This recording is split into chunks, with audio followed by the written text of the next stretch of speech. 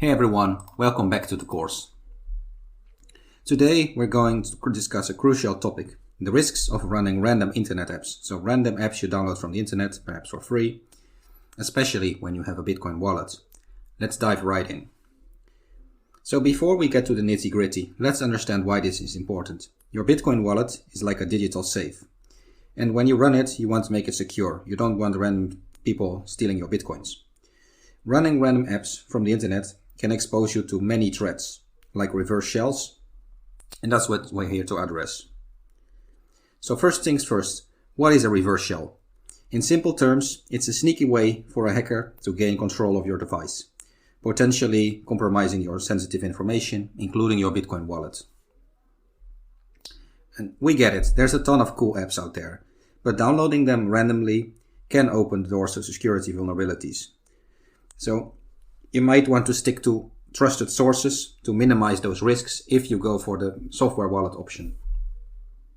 So let's do some real life examples where people fell victim to running random apps. So it's not a risk worth taking when your digital assets are on the line. So when you have Bitcoin wallets and you run random apps, it could be that you can lose those apps just by doing one click, one random app that you shouldn't have started. So, okay, now let's talk give you an actual example of all this. So here we have a random Bitcoin wallet, the Electrum wallet. It can be any software wallet. And suppose we downloaded the file from the internet. So we go to the downloads directory. Suppose we downloaded this program. Now, it can be named anything. The icon can be different. Might look like something familiar, or maybe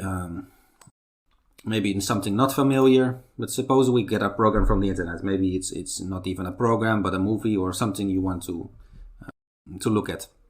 So in this case, it's a program. And once we double click it, you'll see it's loading.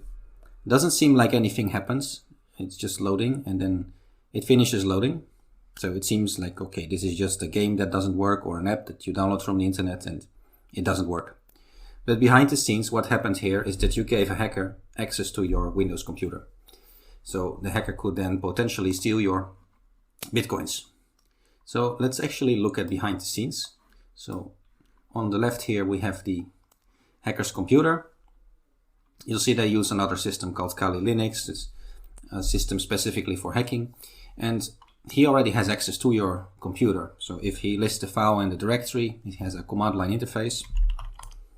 You'll see he's in your downloads directory.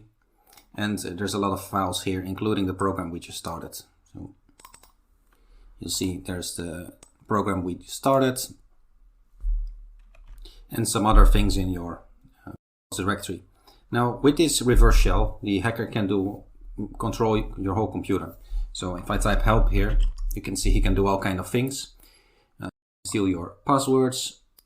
He can play sounds on your computer, record your microphone or webcam, control your mouse and keyboard. And there's really a lot of things that he can do, even turn off your computer, reboot it, and so on. So one of the things he can do is download. And what he can do is then download your Bitcoin wallet from your computer.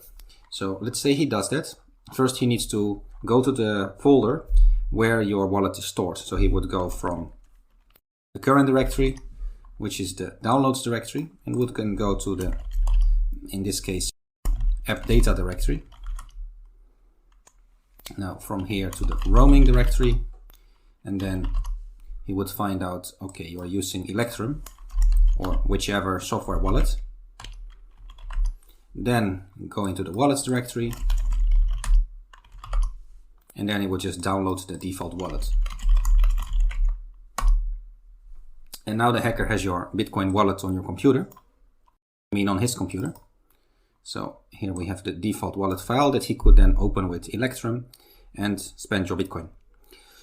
Now, so there's things you can do to prevent this with the software wallet. So one of the most obvious things to prevent this is to don't disable your firewall and your network security settings. So if you go to Defender,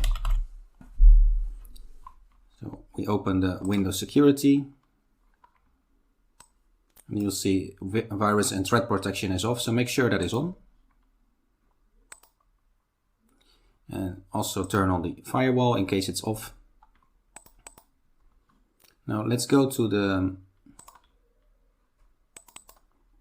let's make sure it's actually on. So we go to virus and threat protection. You'll see the real-time protection is off, so you want to turn that on. We go to manage settings, make sure you turn all of that on. It might be annoying, those messages, or if the computer is doing something, but if you're storing Bitcoin, more security can save your Bitcoin. So that's some of the basic things you can do. Now, there's also a best practice that you can do, is which don't download any application from the internet. Only use the official stores, for example, the Microsoft Store, to download applications in order to prevent this kind of risks. So those are some of the things you can do to prevent those kind of attacks. So now we turn those on, and let's see if we can still run it. And you'll see now Windows blocked it. Windows Defender blocked this reverse shell. So the hacker can now not steal our Bitcoins. This might be enough or might not be enough, depending on how advanced is the hacker's attack. When you have a software wallet, you always have these kind of risks that someone at some point gets access to your computer and steals your Bitcoins. It's just a file from your computer. Now, besides that, what you could do is to set a password. If you go to wallet password, in the case of Electrum, other wallets have a similar thing. You could do a password protection that could help to save Bitcoin. But overall, you have to be really mindful of your computing use if you decide to store Bitcoins in a software wallet, because you saw how easy it was for a hacker to get in. All you needed to do is one click on a malicious application and they can steal your Bitcoin. So let's talk a bit about best practices. So you want to only download applications from official sources. So for example, from the Microsoft Store, from the Windows Store or Apple Store, or whatever you use. And don't download random applications from sites just because they're free or because you see it, or it might be too good to be true, and so on. And the same applies to other kind of data. So there could be applications that disguise as a movie, or even things like a Word document. So you have to be really mindful about what files do you get on your computer if you decide to use an app to store your Bitcoins.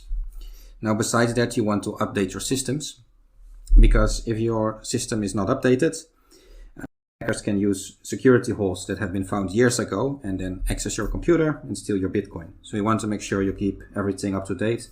Don't make it too easy, especially if you store a lot of things. Now, what you can consider is using a dedicated device for your Bitcoins, because when you have a dedicated device, it minimizes the risk of those threats. So, for example, an external Bitcoin wallet, a physical device, doesn't start any apps, right? So here we clicked on an app. If we have a physical device, you cannot actually start apps on that device. It is just a Bitcoin. It doesn't even have an internet connection or a direct internet connection. It doesn't run any apps. And so it's harder for a hacker to steal Bitcoins from that. But a software wallet, it carries some risk, of which you saw one example in this video. So all right, folks, let's wrap it up for this video. Bitcoin security, it's all in your hands. So be cautious, stay informed, and let's keep those wallets safe. So until next time, secure and happy holding.